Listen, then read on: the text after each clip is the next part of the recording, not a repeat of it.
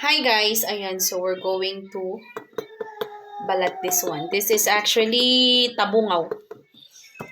Pinsan ni Upo. Ayan. So, ito siya guys.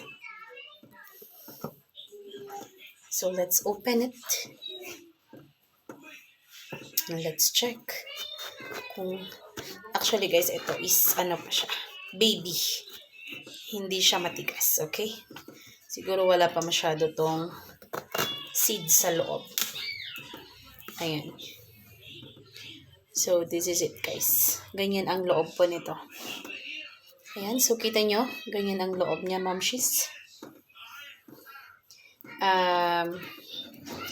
Yung seeds niya guys is hindi masyadong malalaki. Okay.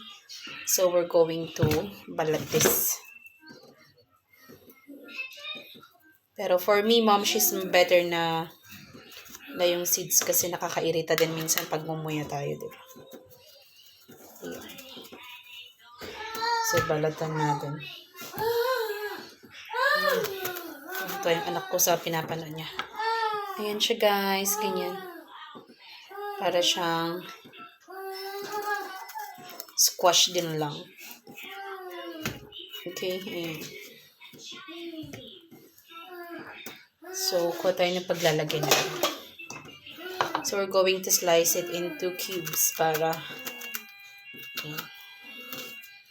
Pero ito nga guys, medyo matigas yung kanyang seeds.